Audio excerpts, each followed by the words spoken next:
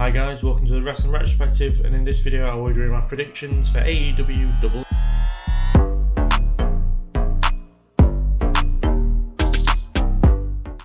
So first off, we had FTR defending the AEW World Tag Team Championships against Jay Lethal and Jeff Jarrett, with Mark Briscoe as the special guest referee. Now, as we can see from last night's Dynamite, I think Mark Briscoe is going to be a big part of this match, but I can't see him turning here or anything like that, or swaying more towards Jay Lethal and Jeff Jarrett. As he said to Jay Lethal on Dynamite, he's sick of the bullshit, and I think this is going to help neither team. I think it's going to be a really good case of the special guest referee not having much. It's not going to be about them, which is really good. But for me, I think this is one of the harder ones to predict, but I can't see FTR losing the titles. Obviously, they said when they won them that next time they lose them, that'll be it, they're going to retire. But I can't see them retiring at their first defense, I think it is. And I just can't see it going that way at all, especially with a team like FTR who put on great matches all the time and are one of the best tag teams. As you look into the fact that Aussie Open have just signed for AEW, which is very exciting as far as those guys having a match. Even though one of them is injured right now, I think eventually they'll probably come around to FTR versus Aussie Open, which will be really cool. So yeah, for me, even though I can see them putting the titles on Jeff Jarrett just because he's such a shithouse, is Jeff Jarrett, and I hate Jeff Jarrett like everybody else. But yeah, I can't see FTR losing the titles here, so I want them to win the match. Following that, even though there's no kind of match card image for it, we have the Hardys and Isaiah Cassidy against Ethan Page and the Guns. I think it's getting confirmed tonight on Rampage, which is why there's no match graphic for it yet. But on the Wikipedia it says that this is going to be a match. So for me, I've got the Hardys and Isaiah Cassidy to win the match. I think having the Hardys back on pay-per-view for the first time, it would be unusual to have them lose. And obviously Ethan Page and the Guns, they kind of lose a fair bit. I know the Guns have just been tag champs, but I associate them more losing than winning. And then I think the stipulation for it is Matt Hardy will have control over Ethan Page's contract if they get the win, which I don't like. I don't like this whole tampering with contracts storylines. Just not very good. It's not very entertaining. I feel like it's very bottom of the barrel story writing from Tony Khan and AEW. It's not something I'm particularly enjoying. I was hoping the Hardys might have something more predominant to do with Double or Nothing. Last year they faced the Young Bucks in a match I remember not liking very well, but I think it was more due to Jeff than anything else. But yeah, I'm kind of hoping they were going to have something better to do rather than this, but this is okay. It gets them on the card, and people all love seeing the Hardy Boys, and I love seeing the Hardy Boys, so I think it'll be half decent. But yeah, for me, I can't see the Hardy Boys losing on pay-per-view, especially as Jeff's just got back. So they're getting the win for me, and we'll have control over Ethan Page's contract, whatever that will entail. I have no idea. Really not much invested in this one, but it should be a decent match. Following that, we have Wardlow defending the TNT Championship against Christian Cage with Luchasaurus in a ladder match. For me, this is more head over heart. I would love to see Christian Cage as TNT champion and just see him ripping people apart and getting really personal with them and being that brilliant heel that he is. But I feel like it would 100% take away from Wardlow if they had him lose the title here. Every time he's had the title, it's been pretty bog standard in my opinion. He had the title for 3 days last time he had it. He had it for like 130 I think odd days first time around, and yet it felt very mediocre as a title reign and not very enjoyable. I've kind of lost interest in Wardlow very quickly, and I've not really been that bothered about him. I've said multiple times, whenever I see him, I see Batista, and they're trying to copy that kind of thing. But Batista didn't have a mid-card title, I guess. Before going on to the main event scene, I can see him becoming a main event player, but I can't see it coming anytime soon. I'm hoping this is going to be a really good showing as a championship reign, and that he's going to become more dominant and just have really good matches, which will then project him up to the main event scene. But losing here would be a huge mistake in trying to make Wardlow that main event player that they clearly want him to be. So yeah, as much as I want Christian Cage to win, and I've got a feeling this is going to be a really good ladder match because Christian Cage is such a legend in it, I think Wardlow's won a couple as well. I feel like, it's got it's got everything it needs to be a really good match.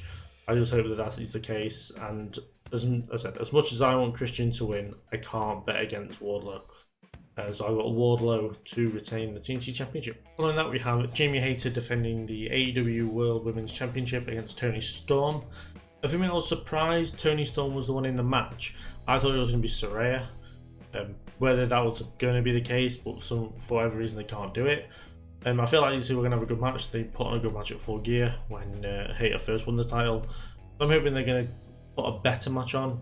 If anything, I would have added maybe a stipulation to this match just because of the Outcasts and Jimmy Hayter's and Britt and Sheeta's big rivalry. I would have assumed they might have put a no DQ on it and kind of let them beat the crap out of each other. And then they kind of had the groups get involved, and that would obviously be quashed as well. But yeah, I think it's going to be a decent match. I think Jamie Hayter's her arm is definitely going to come into it. I know she's going in definitely not 100%, which is a shame. But I don't think that's going to stop them putting on a great match. And yeah, I said I'm surprised it's going to be Toni Storm. I thought it'd be Saraya, but hopefully this leads to the Outcast stuff will continue, as I'm hoping it's going to get to Blood and Guts, and we're going to get an Outcast versus AEW OGs women's Blood and Guts match, as I've talked about multiple times on the channel. And yeah, so it should be half decent, but I fully expect Jimmy Hayter to retain here. But I can't see her dropping the belt anytime soon. She's just way too over. Next up, we have Jade Cargill defending the TBS Championship against Taya Valkyrie. For me, I've got Jade Cargill successfully defending this one. I feel like her reign isn't quite at the right stage to be over yet. I don't feel like Taya Valkyrie is the right person to do it, especially if she's already lost to Cargill. I'm on the same boat as everybody else as far as having Chris Statlander come back and have her be the one to dethrone Jade Cargill. I think that'd be a really cool way to go about it. Which is unfortunate because I was really looking forward to Taya Valkyrie coming to AEW and I was expecting more out of it, but for her to come in, have a average match with Jade Cargill first time around and then made her look a bit stupid by forgetting that she can't use the road for Valhalla, which I didn't like. I feel like Taya Valkyrie's way too smart of a wrestler to have that happen, which kind of put me off the match. And then Taya Valkyrie, I've been a fan of since, I watched her a lot on Impact. And then now with AEW, I was expecting a lot more, which hasn't been the case. She had the match with Cargill, then she got suspended, and now we're here. I was assuming she's going to have more matches with higher competition. But I say it's not too bad. I'm hoping to see more in the future from Taya Valkyrie. But I can't see her defeating Jade Cargill here, unfortunately. I can see her becoming a future TBS champion, definitely. But now's not the time to pull the trigger. Cargill's on an absolute tear at the minute. And yeah, I'm looking forward to see how long they actually stretch this out for. But I've definitely got Chris Statlander to take the title off her. But for Double or Nothing, I have Jade Cargill defending the TBS Championship successfully. Following that, we have the Blackjack Battle Royal for the International Championship with Orange Cassidy, Keith Lee, Jay White, Ricky Starks, Will Strickland, Tony Nese, Big Bill, Lee Moriarty, Juice Robinson, Kip Sabian, Commander, Bandido, Butcher and the Blade, Dustin Rhodes, Best Friends, Lucha Rose, Ryan Cage, and Davari.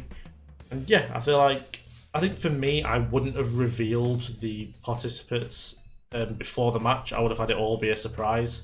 I feel like this was a made place to make for a debut or a return to happen, but that isn't the case. For me, I'm actually going to go with Orange Cassidy to successfully defend in this one. Though I feel like there are multiple people who could take the title in this one, I'd be very happy with. Keith Lee, Bandido, Jay White, Juice Robinson, Ricky Starks, Strickland. I'd be happy with any of them to take the title off Orange Cassidy. But he's been on such a run at the minute that I just can't see him losing the title here. He's been putting great matches on almost every week on Dynamite, and it's been great to see. His match with Woody Murphy sticks out to me. His match last week against one of Aussie Open, I can't remember the name off the top of my head. And just, it's been really good to see some quality wrestling every week from Orange Cassidy. I'm someone who kind of wasn't a big fan of his at first, and hadn't taken very seriously. But this title has been really good and really enjoyable. I said the matches have been great, and yeah, I'm looking forward to see where this goes. I haven't really got anybody in mind who could take the title off him, other than maybe losing it back to Pac. But at the minute, I can't see him losing it. And I say I'm looking forward to the Battle Royal. The battles are nice and fun and everything like that. So yeah, so looking forward to it. But Orange Cassidy to retain here. Next up, we have Chris Jericho against Adam Cole in an unsanctioned match. This is one of the matches I'm genuinely really looking forward to and really excited for this weekend. For me, who's going to win? I don't know where.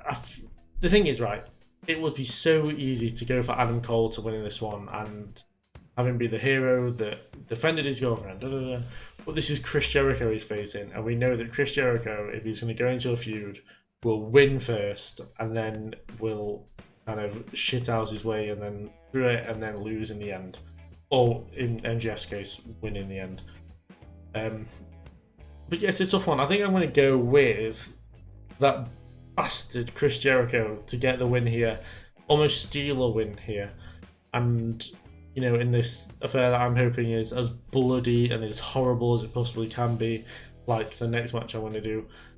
And yeah, I think that having Sabu come back as a special enforcer is something I'm very excited about as well. I popped massively for Sabu coming into AEW. I don't think I've marked out like that in a long time. As you, well, you know, wearing an ECW shirt today, that massive fan of that kind of style and that kind of awful violence. That's why I loved Hangman and Moxley at Revolution, because it was just awful. And yeah, I'm hoping that with that and the Anarchy in the Arena match is going to be quite similar. In the case of that, I feel like I'm going to really enjoy them. But yeah, for me, I think storyline wise, I think if they're going to carry this on, Chris Jericho gets the win. If this is one and done, Adam Cole gets the win, but I don't feel like they're going to leave it here. And for my personal opinion, Chris Jericho is going to get the win here. Next up, we have the Elite versus the Blackpool Combat Club and Anarchy in the Arena. This and the unsanctioned match are the two matches that I am most excited for this weekend, in case it wasn't obvious enough in the last part. And I'm hoping this is about as brutal and bloody and horrible as Moxley is made it out to be on Dynamite. And if it is, I'm going to love it. And I'm, as I said, really looking forward to it. For me, who's going to get the win? I think because I've got Chris Jericho winning as the heel in that match, I'm going to have the Elite win here. Just because, I mean, they can carry on afterwards. I don't see why. I feel like this is a definitive end to this feud. And then Kenny can go on to do whatever he's got on with Don Callis, because I don't think Don Callis is actually going to become part of the Blackpool Combat Club as I first thought. And yeah, I mean, having the Elite back together, the Bucks and Hangman and Kenny is really cool. And I'm hoping that they kind of have a moment where like they're all champions at some point. That'll be really cool. And even though people will be like, oh, well, it's the Elite and it's all Elite Wrestling, they probably decided all this. I feel like it'd be a really cool moment for them. As for the Blackpool Combat Club, whatever they do, I enjoy. I'm going to be honest with you. And you know, whatever they move on to after this, I'm sure will be fantastic. You know, Moxley's probably my favourite male wrestler in wrestling right now. And yeah, it's just really enjoyable. I've liked the feud. The cage match was awesome. And it's like, the more blood, the better, and the more I'll enjoy it. But for me, I've got the Elite to get the win in this one. And in the main event, we have MJF defending the AEW World Championship against Jungle Boy Jack Perry, Sammy Guevara, and Darby Allin. For me, I have MJF to retain in this one. I think the person closest to winning would be Darby Allin. I feel like Darby and MJF have had the most one-to-one interaction compared to the rest, to Guevara and Jack Perry. I feel like it's going to be really good. It's going to be non-stop action in this one, especially when you've got someone like Darby Allin and Sammy Guevara, who are going to be constantly on the what you call it? It's like just constantly on the gas pedal, I guess. I don't know. Stupid analogy. But yeah, I feel like this is going to be non-stop action from the start. And it's going to be really enjoyable. But for me, I feel like they're going to do it as like Darby Allin getting kind of so close. And then MJF in his shithouse ways stealing a victory and escaping with the title. Rather than getting that definitive win. Because that would be that's kind of the way I see it going, by the way that MJF has kind of been acting around these four. You can see that he's worried about his title, but he's not willing to admit it. And yeah, I think it's been a really good build, other than the tag team between Guevara and MJF. I don't like that part, but everything else has been really good. I think if I were to if it was my personal choice, I would have had Jack Perry win the match. But I do think he's not quite ready yet. I feel like he's very close, but he's not quite ready to be world champion yet. I feel like, as I said, if anybody's close, it'll be Darby Allin. But he said he was going to go through a reign of terror through to 2024, and I agree that's going to be the case. So I've got MJF to retain in this one. So those are my predictions for AEW's Double or Nothing this weekend. Do comment down below what your predictions are, which match you're looking forward to the most. I would say on predictions, if you look to the left, I've got 7 out of 8 so far, so I'm going to make that 15 out of 16 with full marks here at Double or Nothing.